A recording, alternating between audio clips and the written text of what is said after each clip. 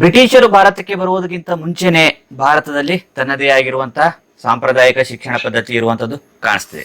ಬ್ರಿಟಿಷರು ಭಾರತಕ್ಕೆ ಬಂದಾದ ನಂತರ ಶಿಕ್ಷಣ ಪದ್ಧತಿಯಲ್ಲಿ ಬದಲಾವಣೆಯಾಗಿ ವಿಶ್ವದ ಶಿಕ್ಷಣ ಪದ್ಧತಿಯೊಂದಿಗೆ ಹೊಂದಾಣಿಕೆ ಆಗುವ ರೀತಿಯಲ್ಲಿ ಆಧುನಿಕ ಶಿಕ್ಷಣ ಪದ್ಧತಿ ಭಾರತದಲ್ಲಿ ಆರಂಭವಾಗಿರುವಂತದ್ದು ಕಾಣಿಸ್ತದೆ.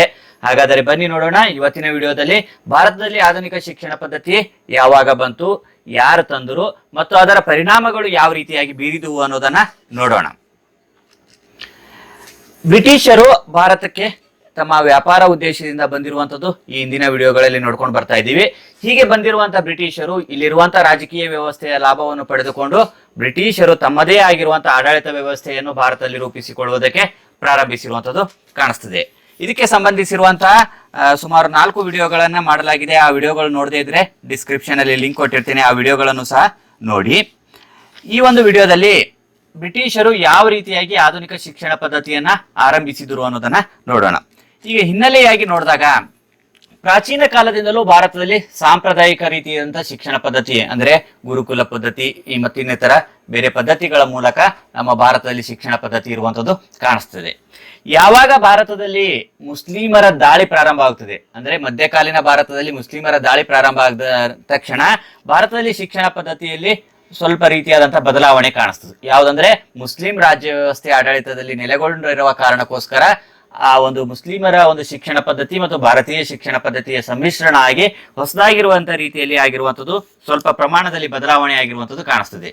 ಭಾರತದ ಶಿಕ್ಷಣ ಪದ್ಧತಿ ಪ್ರಾರಂಭದಲ್ಲಿ ಆಗಿರುವಂತಹ ಬದಲಾವಣೆ ಯಾವಾಗಾಯ್ತಂದ್ರೆ ಮುಸ್ಲಿಮರ ದಾಳಿಯಿಂದ ಆಗಿರುವಂತಹ ಬದಲಾವಣೆ ಆಯಿತು. ಇದರಿಂದಾಗಿ ಪ್ರಾರಂಭಿಕ ಶಿಕ್ಷಣ ವ್ಯವಸ್ಥೆಯ ಅಲ್ಪ ಸ್ವಲ್ಪ ಬದಲಾವಣೆಗಳ ನಂತರ 2ನೇ ಹಂತದಲ್ಲಿ ಬೃಹತ್ ಪ್ರಮಾಣದಲ್ಲಿ ಬದಲಾವಣೆ ಆಗಿದೆ ಅಂದ್ರೆ ಈ 18ನೇ ಶತಮಾನದಲ್ಲಿ ಬ್ರಿಟಿಷರ ಆಡಳಿತದಿಂದಾಗಿ ಕಂಡುಬರ್ತದೆ.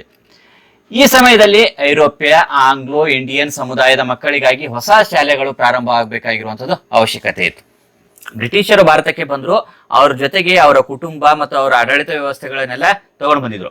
ಅವರ ಮಕ್ಕಳಿಗೆ ಮತ್ತು ಆಂಗ್ಲೋ ಇಂಡಿಯನರಿಗೆ ಶಿಕ್ಷಣ ಕೊಡುವುದಕ್ಕಾಗಿ ಭಾರತದಲ್ಲಿ ತಮ್ಮದೇ ಆಗಿರುವಂತಹ ಶಾಲೆಗಳನ್ನು ಪ್ರಾರಂಭಿಸಿರುವಂತದ್ದು ಕಾಣಿಸ್ತದೆ. ಇದು ಕೇವಲ ಆಂಗ್ಲೋ ಇಂಡಿಯನರಿಗೆ ಮತ್ತು ಐರೋಪ್ಯರಿಗೆ ಮಾತ್ರ ಅನ್ವಯವಾಗಿರುವಂತದ್ದು ಕಾಣಿಸ್ತದೆ.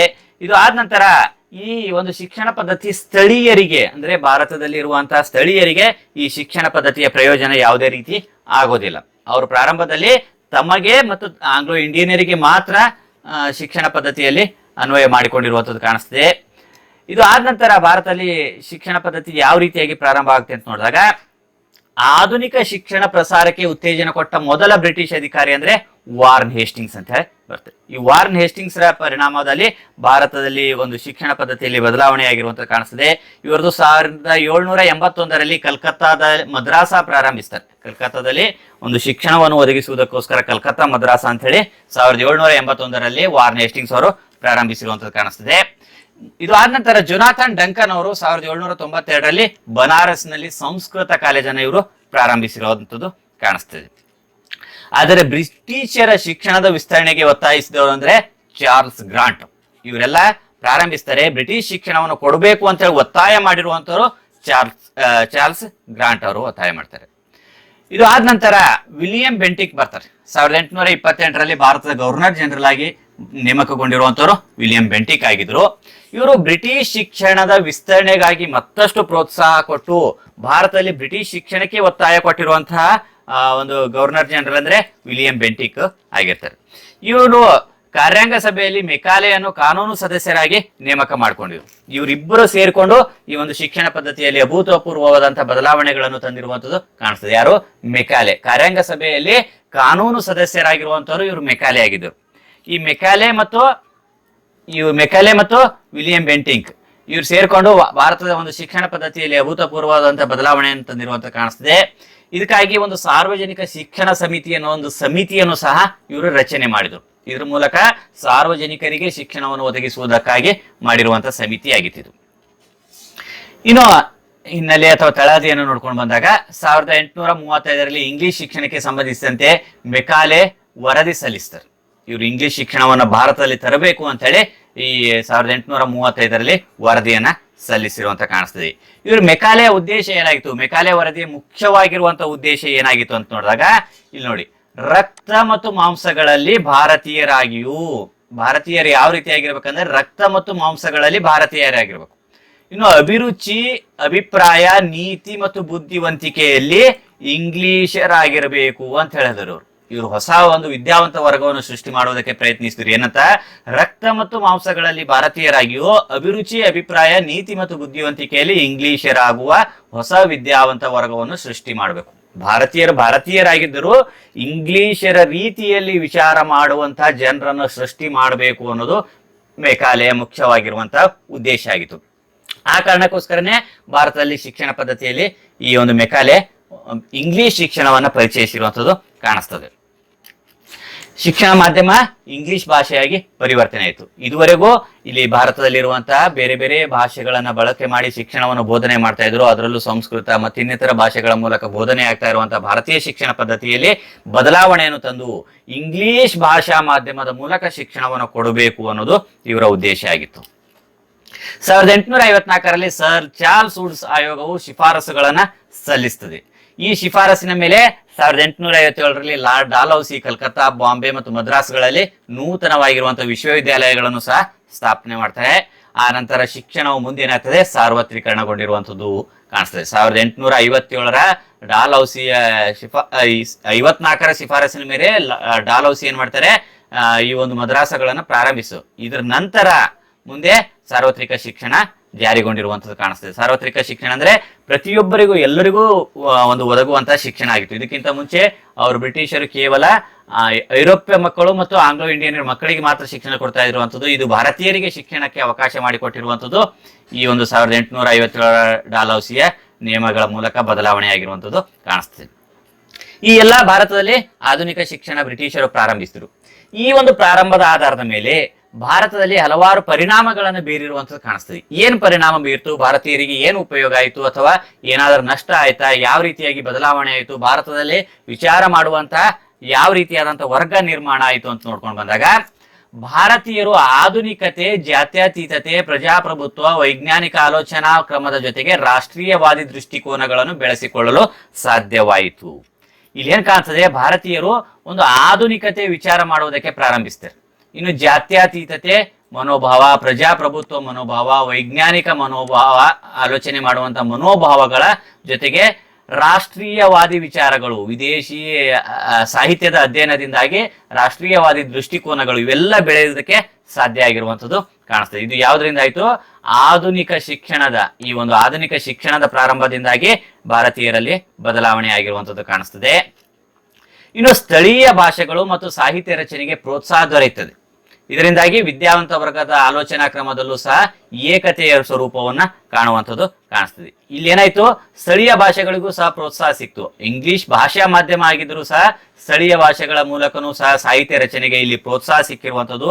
ಇದರಿಂದ ಏನಾಯ್ತು ಅಂದ್ರೆ ವಿದ್ಯಾವಂತ ವರ್ಗದ ಆಲೋಚನಾ ಕ್ರಮದಲ್ಲಿ ಏಕತೆಯ ಸ್ವರೂಪವನ್ನು ಕಾಣಿರುವಂಥದ್ದು. ಬ್ರಿಟಿಷರು ಏಕ ರೀತಿಯಾದಂತಹ ಶಿಕ್ಷಣ ಪದ್ಧತಿಯನ್ನು ಒದಗಿಸುವುದಕ್ಕೆ ಪ್ರಾರಂಭಿಸಿರುವ ಕಾರಣಕ್ಕೋಸ್ಕರ ಇಲ್ಲಿ ವಿದೇಶಿ ವಿಚಾರಗಳು ಭಾರತೀಯ ವಿಚಾರಗಳನ್ನ ಆ ಒಂದು ಹೋಲಿಕೆ ಮಾಡಿ ಈ ಒಂದು ಏಕತೆಯ ರೂಪ ಮೂಡುವುದಕ್ಕೆ ಸಾಧ್ಯವಾಗಿರುವಂಥದ್ದು ಕಾಣಿಸ್ತದೆ. ಇನ್ನು ವೃತ್ತಪತ್ರಿಕೆಗಳು ಹುಟ್ಟಿ ಬೆಳೆಯತೊಡಗುತ್ತವೆ. ಇದರಿಂದ ಏನಾಯ್ತು, ಈ ಒಂದು ಶಿಕ್ಷಣ ಪದ್ಧತಿಯ ಬದಲಾವಣೆಯಿಂದಾಗಿ ಇಲ್ಲಿ ಇರುವಂತಹ ವೃತ್ತಪತ್ರಿಕೆಗಳು ಬೆಳೆಯುವುದಕ್ಕೆ ಪ್ರಾರಂಭಿಸಿತು. ಅವರು ಒಂದು ಮುದ್ರಣ ಮಾಧ್ಯಮವನ್ನು ಪರಿಚಯಿಸಿದರು, ವೃತ್ತಪತ್ರಿಕೆಗಳ ಮುದ್ರಣಕ್ಕೆ ಅವಕಾಶ ಮಾಡಿಕೊಟ್ಟರು. ಇದರ ಮೂಲಕ ವೃತ್ತಪತ್ರಿಕೆಗಳು ಆ ಒಂದು ಸಮಯದಲ್ಲಿ ವೃತ್ತಪತ್ರಿಕೆಗಳೇ ಸಮುದಾಯಕ್ಕೆ ತಲುಪಿಸುವಂತ ಬಹುದೊಡ್ಡ ಮಾಧ್ಯಮ ಆಗಿತ್ತು. ಈಗಿರುವ ರೀತಿಯಲ್ಲಿ ಬೇರೆ ಬೇರೆ ಮಾಧ್ಯಮಗಳ ಮೂಲಕ ಜನರಿಗೆ ಸಂಪರ್ಕಿಸುವುದಕ್ಕೆ ಸಾಧ್ಯ ಆಗುದಿಲ್ಲ. ವೃತ್ತಪತ್ರಿಕೆಗಳ ಮೂಲಕ ಯಾವ ಒಂದು ವಿಷಯವನ್ನು ತಲುಪಿಸಬೇಕಾಗಿತ್ತು, ಮಾಹಿತಿಯನ್ನು ತಲುಪಿಸಬೇಕಾಗಿತ್ತು, ವೃತ್ತಪತ್ರಿಕೆನೇ ದೊಡ್ಡದಾಗಿರುವಂತಹ ಒಂದು ಮಾಧ್ಯಮ ಆಗಿತ್ತು. ಅದರ ಮೂಲಕ ಸಮುದಾಯಗಳಿಗೆ ಮಾಹಿತಿಯನ್ನ, ವಿಚಾರವನ್ನ ತಲುಪಿಸುವುದಕ್ಕೆ ಸಾಧ್ಯ ಆಯಿತು. ಇದರ ಜೊತೆಗೆ ಆ ಒಂದು ಶಿಕ್ಷಣ ಪದ್ಧತಿಯಿಂದಾಗಿ ವೃತ್ತಪತ್ರಿಕೆಗಳನ್ನು ಓದುವಂತಹ ಒಂದು ವರ್ಗ ನಿರ್ಮಾಣ ಆಗಿರುವಂತದ್ದು ಕಾಣಿಸ್ತದೆ. ಹೀಗೆ ಆ ಶಿಕ್ಷಣ ಪದ್ಧತಿಯಿಂದಾಗಿ ಭಾರತದಲ್ಲಿ ವೃತ್ತಪತ್ರಿಕೆಗಳು ಹುಟ್ಟಿ ಬೆಳೆದಿರುವಂತದ್ದು ಕಾಣಿಸ್ತದೆ.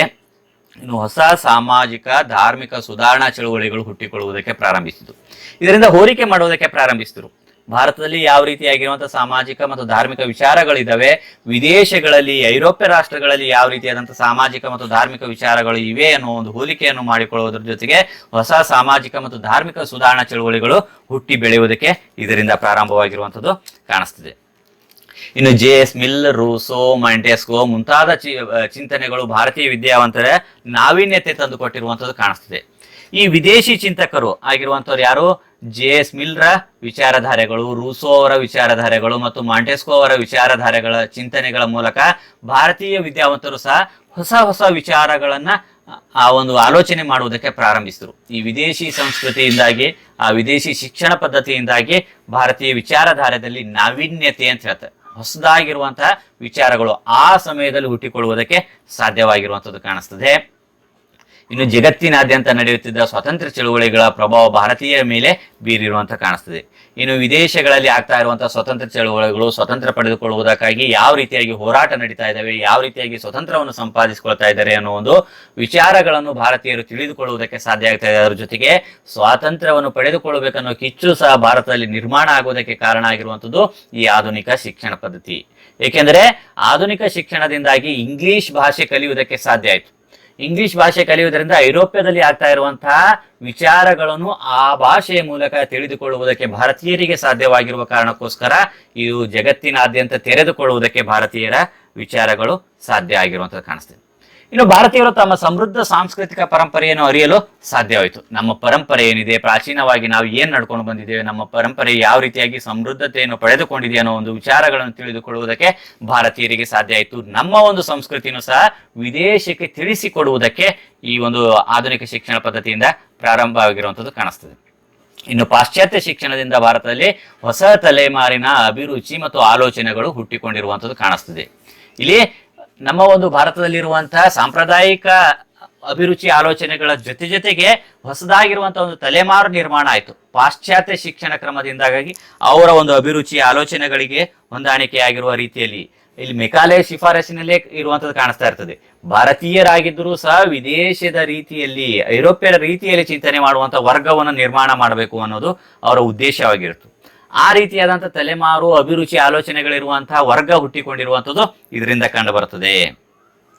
ಹೀಗೆ ಈ ಒಂದು ಆಧುನಿಕ ಶಿಕ್ಷಣ ಪದ್ಧತಿಯಿಂದಾಗಿ ಒಂದು ಭಾರತದಲ್ಲಿ ಬದಲಾವಣೆಗಳಾಯಿತು, ಸಾಮಾಜಿಕದಲ್ಲಿ ಬದಲಾವಣೆ ಆಯಿತು, ವಿಚಾರದಲ್ಲಿ ಬದಲಾವಣೆ ಆಯಿತು, ಶಿಕ್ಷಣ ಪದ್ಧತಿಯಲ್ಲಿ ಬದಲಾವಣೆ ಆಗಿರುವಂಥದ್ದು ಕಾಣಿಸ್ತದೆ. ಇನ್ನಷ್ಟು ವಿಡಿಯೋಗಳೊಂದಿಗೆ ಮುಂದಿನ ಭಾಗದಲ್ಲಿ ಭೇಟಿಯಾಗೋಣ. ಧನ್ಯವಾದಗಳು.